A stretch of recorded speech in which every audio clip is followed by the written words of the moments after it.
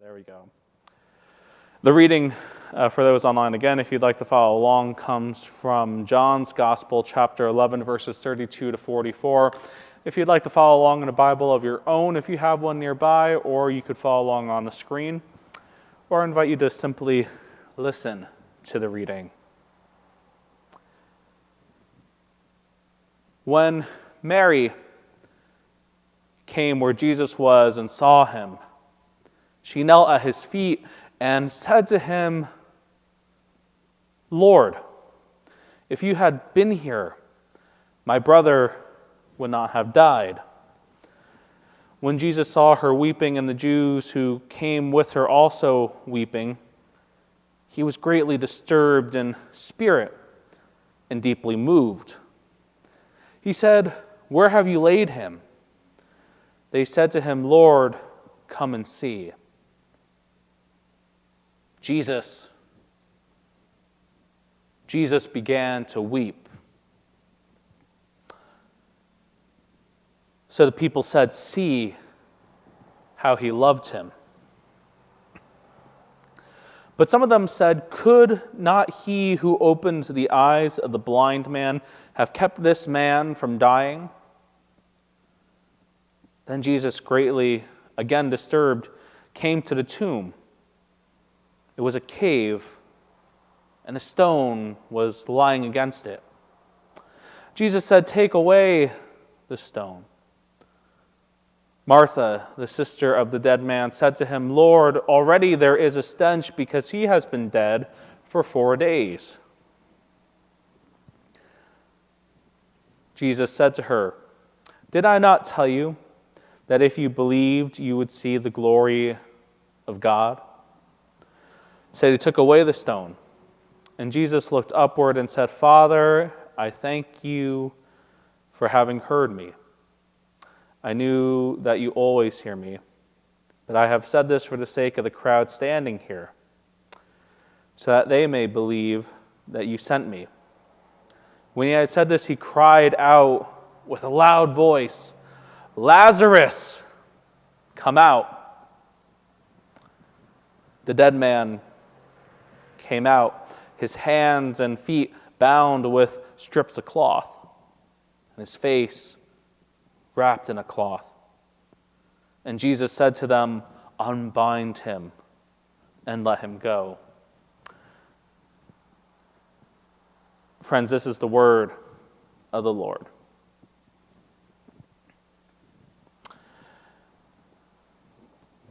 As I think about this passage, it would be fair to say, I believe, that if any one of us, or if some future generation, or I don't know, if we all perish and an extraterrestrial civilization were to uncover our history, they would write a story about humanity, about us, that centers on relationships.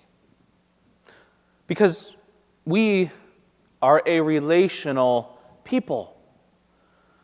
We are a people who value, even those of us who claim to be huge introverts, still rely on the connectional threads that hold us together. This story about humanity, about relationships, it's one that we see even in our own sacred texts.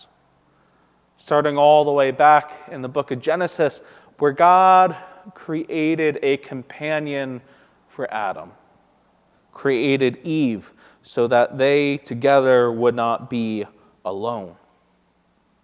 And in our reading for today, we see that even Jesus, who in John's gospel is sort of portrayed as this really honed-in prophet who doesn't seem all that often connectional, maybe aloof. We see Jesus even today in our reading as someone who is impacted by relationships. Someone who is mourning the loss of a dear friend. Friends, for us during the season of Lent, this season where we have time to look inward, where we have time to focus on our spiritual lives as much as our physical lives, in this season of upcoming transition, relationships are going to be key. Relationships that are built on the divine story of creation will be essential for the cultivation of ourselves. It will be essential for the cultivation of healthy communities and a healthy church. A story about relationships. As I said just moments before, we have this rare glimpse, this rare moment in a gospel story where we see Jesus weeping and mourning, not because of something that is wrong, something that he sees as being wrong, but because he is mourning the loss of a friend. We see Jesus, of course, throughout many other times in the Gospels, being passionate, flipping tables, driving out livestock from the temple, even praying to God with deep passion and sincerity in the garden.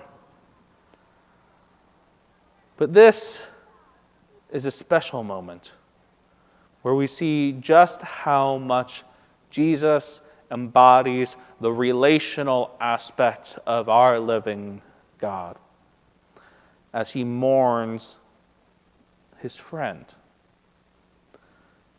Jesus wept. Jesus wept. It was a sign of his love for a friend who is now entombed. It was a sign as well for us, a sign for us in this moment, to serve as a reminder of just how much our living God cares for us. How much our God as well weeps for us. How much our God weeps for us and stands at the tomb, our tombs, to call us out into the light.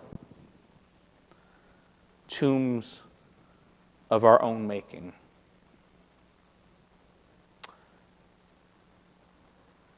Jesus, as much as he loved his friend and loves us, stands at the mouth of these tombs because Jesus knows just how easy it is for us to get bogged down, to hunker down in a dark, solitary confine of a tomb of our own design. These are tombs that we find ourselves in, like Lazarus, perhaps because we have allowed minor deaths or these other, perhaps, things we think as insignificant to eat away at us. We let words that people say eat away at us. We let judgments eat away at us. We let our sense of self-righteousness eat away at us. Our sense of judgment on others eat away at us. The list goes on. And when we allow these things, all these minor deaths to chip away at our soul, well, pretty soon we find we're in a tomb of our own design, individually crafted to what we have made it to be in our own image.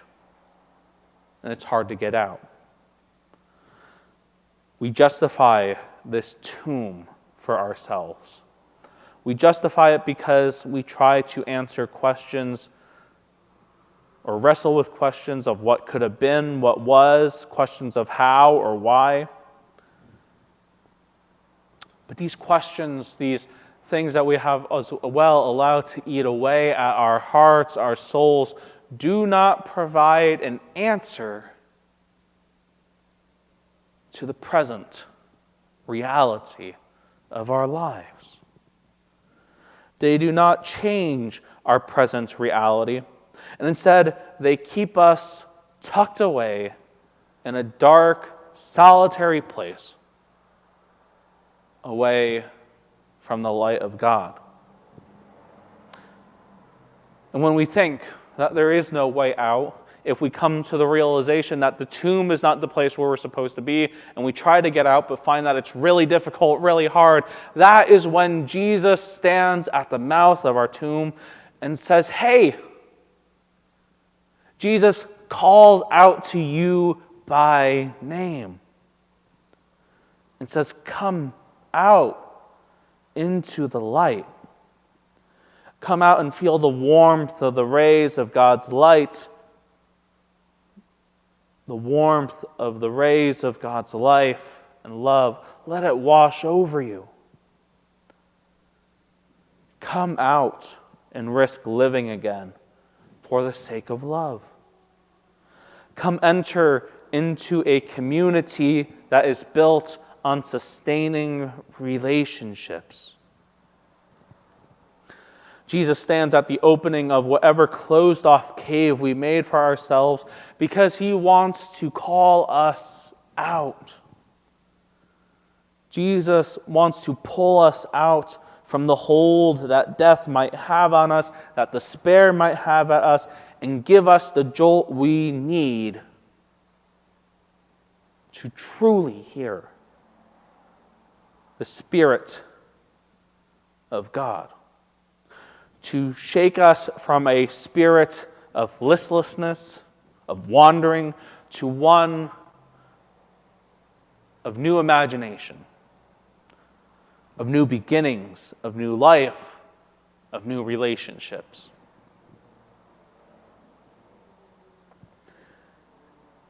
You know, as miraculous as it was, though, to have Jesus stand at the mouth of the tomb, calling out to Lazarus, shouting out his name, Jesus was not the only one who was a part of this narrative from John's Gospel.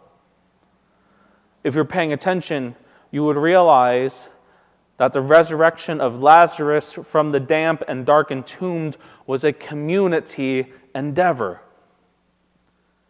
It was a community event. It wasn't done alone. Jesus stands at the front and commands Lazarus to come out, but who else is there to greet him? It might be fair to say that his friends, his family were there, a fellowship of others who were there to bear witness to this miraculous sight. Imagine yourself just in Lazarus' position as you are called out from the tomb by Jesus. And as you try to walk out or move your way out, I don't know how you really would do that with being wrapped so tightly in cloth, also not being able to see. Just imagine, though, that as you make your way to the entrance and your eyes begin to adjust to the light that is shining through this cloth wrapped around your face, you see a community awaiting you. See a community that swoops in to untie the bandages wrapped around your body, to clean whatever stench or smell has clung to you from the grave. This moment, this story of resurrection, of new life, required people. It required a community, a vision of community, a community that had relationships to one another, founded as well on a belief that there was a greater love out there from God that connected us. Jesus' role was indeed significant, but by no means was it a solitary action. Without the involvement of others, the power of this biblical narrative is lost. As we look at the relational aspects of this passage, there are really two things that I want us to consider, to take to heart. The first is that Jesus, as you might have heard alluded to before, continues to stand at whatever tomb we might find ourselves in. Jesus continues to be present, standing there, calling us out by name, by your name, the name that God knows you by. God stands there at the mouth of the tomb calling us. Whatever we are wrestling with, whether it's fear or doubt or uncertainty, listen closely. Pray deeply. Pay attention to that voice of God who weeps for us and desires to bring us into life anew. And do not forget that it is this living God who, as distant as they might feel at times, is still walking by our side through the pains and glory of life. The second thing I want us to really consider is this, because I know that in seasons of transition, even in our own lives, let alone a church as well, we must remember that we cannot stop building relationships with people as a community of faith, as a church. I know that periods of transition are complicated. They can be fearful. They can be long.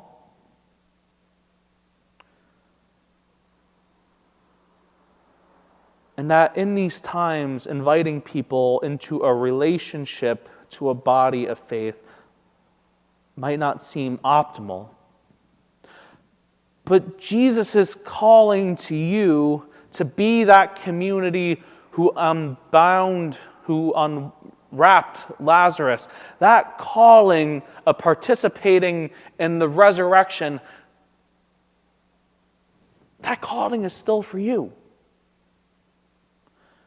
Just because there is a season of change does not mean we stop the work of resurrection. It does not mean we stop being a community of people who rushes in to do the work of resurrection and unbinding. It does not stop. The relationships you have formed here and will continue to form will bear witness to the resurrection hope we are waiting to celebrate at Easter. And friends, that is a sacred calling. It is a sacred calling that does not stop because this church is without a pastor or because this church is in a season of new beginnings. So please continue to listen, to pray, to build relationships that undo bindings and bring people into the light. The deep relationships Jesus calls us to care about involve taking risks. They include personal investment and a willingness, a daring to see the world through new eyes, which we cannot do from a solitary tomb. The challenge for this season will be to listen hard for the voice of Jesus calling out to us. The voice of Jesus that calls out to us to reinvigorate us, to help hone in our sense of who we are as a people, to do the work of resurrection. And we are not the first people who've had to wrestle with this. But as those who've come before us had also listened, had also been called out by Jesus, by God, they learned too new ways to lean hard into the vision that God was casting. May we too learn to lean hard into the ways where the Spirit of God is calling us to act. As we remember how much God values and cherishes a relationship with us, may we give thanks.